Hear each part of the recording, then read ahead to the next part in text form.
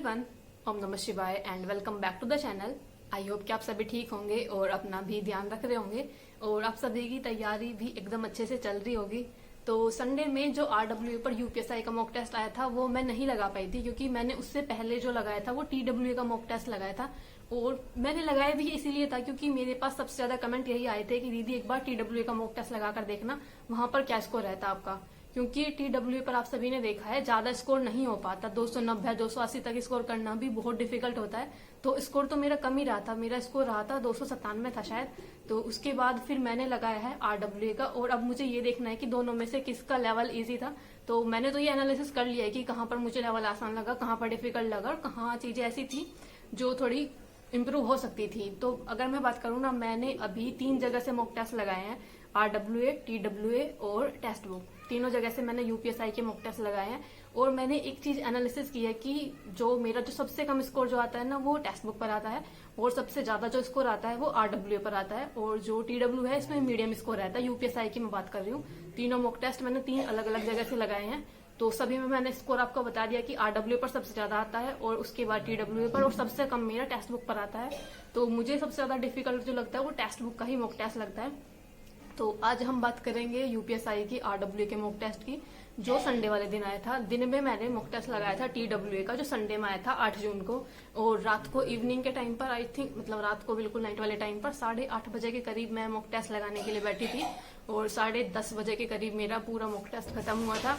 तो इसलिए जो भी रैंक होगी और जितनी भी जो रैंक होगी, हाँ जो रैंक होगी, जो परसेंटाइल वगैरह होगी, वो उसी अकॉर्डिंग दिखाएगा। जब मैंने संडे वाले दिन रात को जब ये मॉक टेस्ट लगाया था तो रैंक वगैरह उसी टाइम के अकॉर्डिंग होगी।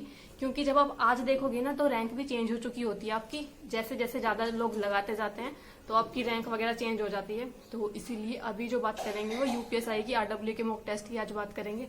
तो एक बार आप सभी अपना स्कोर जरूर कमेंट करना, क्योंकि अगर मैं बात करूँ ना तो रिसेंट मैंने आई थिंक जितने भी RWA के 4 से 5 मॉक टेस्ट लगाए हैं, अब सब में 315 से करीब 310 से लेकर 325 के बीच में या फिर 322 के बीच में स्कोर चल रहा है RWA पर।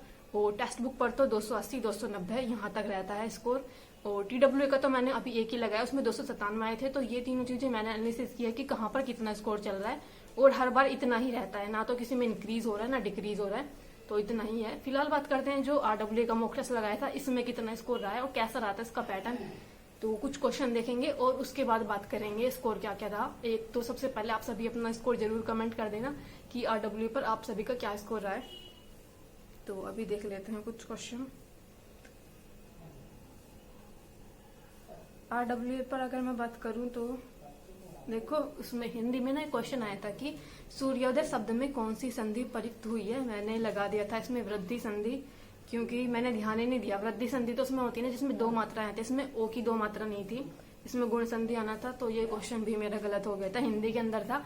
वैसे हिंदी थोड़ी ठीक आई हुई थी, और आज मुझे जीके जीएस पता नहीं आसान थी या फिर मुझे ही लग रही थी थोड़ी ठीक थी, मतलब नहीं तो मेरा इतना स्कोर कभी भी नहीं आता है, बहुत कम स्कोर आ रहा है जीके जीएस में, लेकिन आज स्कोर थोड़ा सा इम्प्रूव हुआ है। हिंदी में ये क्वेश्चन सूर्योदय संधि वाला मेरा गलत था। उसके बाद एक हिंदी में ही एक और क्वेश्चन था कि छोटा, फिर उसके बाद रिक्त स्थान था, जितना अक्षर है बड़ा भाई उतना ही, फिर डैश दे रखा था, इसमें रिक्त स्थान भरना था। ये मैंने लगाया था छोटा भाई जितना अक्षर है बड़ा भाई उतना ही मंथर है। तो ये क्वेश्चन भी मेरा गलत हुआ था, इसमें भद्र आना था कि छोटा भाई जितना अक्षर है बड़ा भाई उतना ही भद्र। तो ये वाला क्वेश्चन भी गलत हुआ था।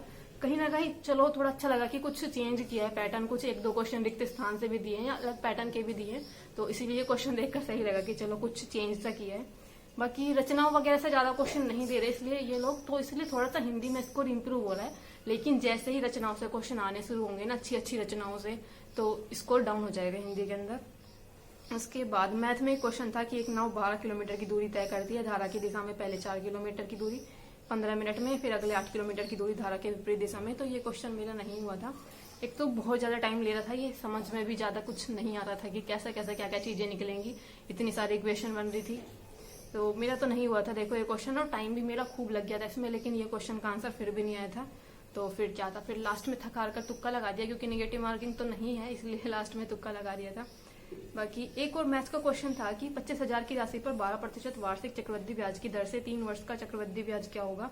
तो ये क्वेश्चन देखो इतना आसान क्वेश्चन है, कुछ नहीं है, बस ज्यादा कैलकुलेशन में हो गई कहीं मिस्टेक और ये गलत आंसर आ गया, क्योंकि पॉइंट में वैसा आंसर आ रहा है, डायरेक्ट वैल्यूज भी नहीं कट हो रही थी, तो ये क्वेश्चन इसलिए गलत हो गया, नहीं तो सीधा आंसर आ रहा है। मतलब रेशो मेथड से और भी ज्यादा आसान था, सिर्फ इनके जो वर्गमूल नहीं हाँ तो क्यूब की जरूरत पड़ेगी, क्योंकि 3 वर्ष का पूछा है ना। हाँ तो इसलिए आसान था, तो बस कैलकुलेशन में हो गई इसकी गड़बड़। उसके बाद एक क्वेश्चन था जो मुझे सबसे ज्यादा बेकार लगा, जिसमें यही समझ में आ रहा था कि इसको करना कैसा है। किसी 30 अंक की गणितीय परीक्षा में 40 छात्रों वाली कक्षा ए द्वारा प्राप्तांकों का माध्य 23 है, इसी परीक्षा में 45, ये सब दे रखा था। तो ये सब तो समझ में आ रहा था, लेकिन इन्होंने जो दे रखा था ना कि 30 अंकों की गणितीय परीक्षा में, मैं यही सोच रही थी कि ये कहाँ पर यूज होगा। ये जो चलो पहले तो इन्होंने बोला है कि दोनों कक्षाओं के प्राप्तांकों का माध्य निकालना था, फिर कक्षा ए के प्राप्तांकों के माध्य का अनुपात बताना था। तो ये क्वेश्चन हो गया था गलत, क्योंकि मैं इसमें 30 को भी ऐड किए जा रही थी बार बार, मतलब 30 की भी मल्टीप्लाई की जा रही थी, तो ये क्वेश्चन हो गया था मेरा गलत। तो ये क्वेश्चन गलत हुआ था।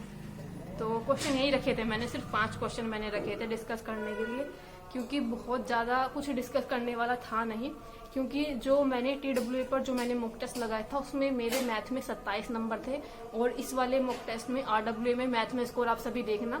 TWA पर जो मैंने मॉक टेस्ट लगाया था उसमें मेरे GK GS के अंदर 23 क्वेश्चन ठीक थे, और इसमें देखना भी आप कितने क्वेश्चन ठीक होते हैं, तो दोनों में ही मेरा स्कोर TWA पर कम आया है, हर सब्जेक्ट में, चाहे वो मैथ हो या फिर GK GS हो, क्योंकि वहां पर थोड़ा डिफिकल्ट लेवल का, एक अलग लेवल का पूछ रखा है।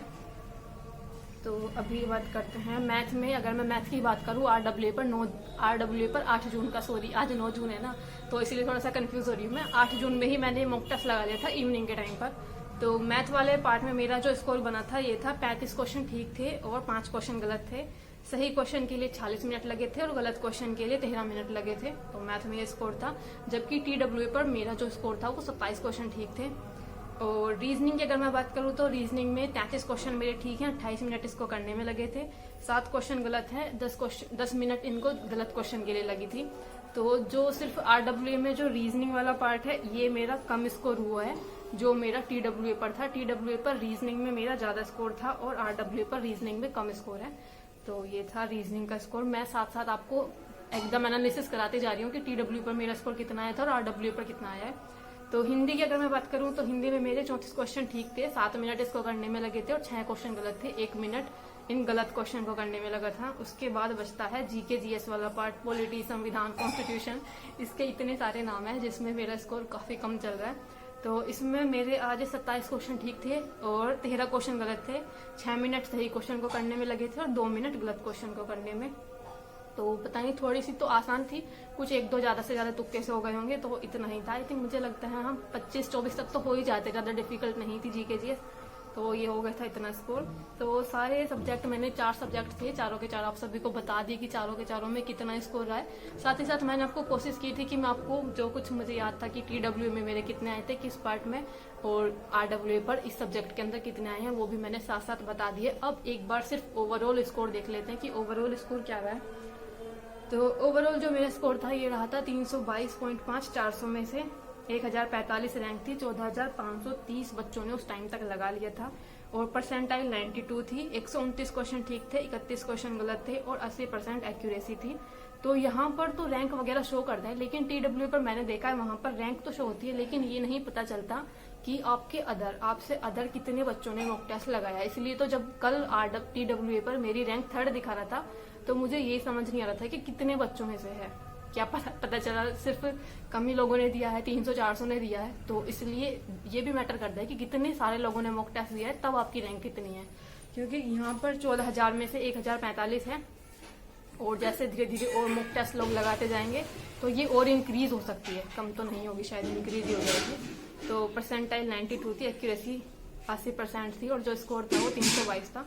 तो यही रहा था कुछ ओवरऑल स्कोर। सारे सब्जेक्ट मैंने आप सभी को बता दिए, पूरा एनालिसिस भी कर दिया, पूरा कंपैरिजन भी कर दिया कि कहाँ पर किस मॉक टेस्ट में कैसा लेवल चल रहा है। और सबसे कम स्कोर मेरा टेक्स्ट बुक पर ही आता है, टेक्स्ट बुक पर 280 या 290 के करीब ही रह जाता है, क्योंकि उसके मॉक टेस्ट में हर एक क्वेश्चन, चाहे वो GK GS वाला पार्ट हो या फिर हिंदी वाला पार्ट हो, सब कुछ एकदम डिफिकल्ट लेवल का रहता है। तो वहां पर सबसे ही कम स्कोर बनता है। तो बस ऐसे ही चल रही है, मेरी भी तैयारी और आप सभी की भी अच्छी चल रही होगी आई होप। और बाकी कोई क्वेश्चन रहेगा तो प्लीज कमेंट कर देना।